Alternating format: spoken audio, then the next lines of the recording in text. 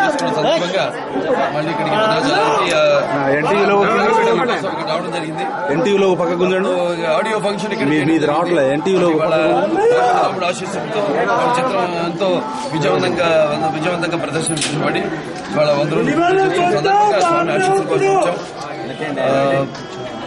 ప్రజాదరణ పొందిన చిత్రాలు విజయవంతం అవుతాయని, మంచి చిత్రాలు ఇప్పుడు ప్రజలు ఆదరిస్తారని, ప్రేక్షక దేవుళ్ళు ఆదరిస్తారని మరోసారి నిరూపించింది ఈ శ్రీరామరాజ్యం చిత్రం.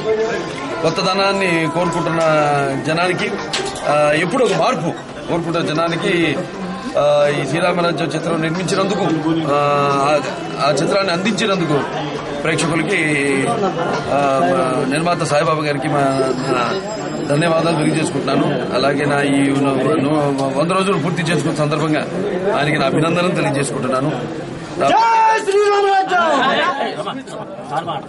అలాగే చిత్రానికి పనిచేసిన అందరూ నిపుణులు అందరికీ, అలాగే పాత్రికేయులకు, ఎలక్ట్రానిక్ మీడియా వారికి కూడా మొదటి నుంచి మీరు అందిస్తున్న సహాయ సహకారాలకి అందరికీ అభినందనలు, నాకు కృతజ్ఞతలు తెలియజేస్తున్నాను. అయోధ్య రాముడి వేషం ఇస్తారు సార్, అంటే సినిమా తీశారు. భద్రాద్రి రాముడు కూడా తీయాలని ప్రేక్షకుల కోరిక. ఈ సినిమా మొదలు పెట్టింది సాయిబాబా గారు చెప్తారు. ఇప్పుడు ఆయన నాకు ఆలోచన కలిగించడం ఏంటి, అసలు సినిమా చేసినట్టే లేదు మాకు షూటింగ్ అంటే. ఎప్పుడు నేను కూడా ముందుగా రమణ గారు, వెంకటరమణ గారు, ఆయన దృశ్య రూపాలు, భగవంతుడు ఆయన ఆశీస్సులతో నిర్విరామంగా నిరాటంకంగా చిత్రం ఎంతో అసలు నాకే చేసినట్లేదు. ఈ సినిమా పూర్తయినట్లేదు. మొన్న ఇక్కడ మేము ఆడియో ఫంక్షన్ చేసుకున్నట్టు లేదు.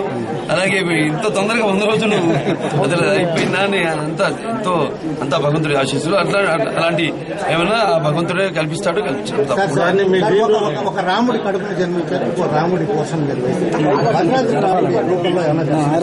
అదే అన్నా కదండి. తప్పకుండా భగవంతుడు సెలవిస్తాడు. ఆయన ఆదేశానుసారంగా నేను నడుచుకుంటాను.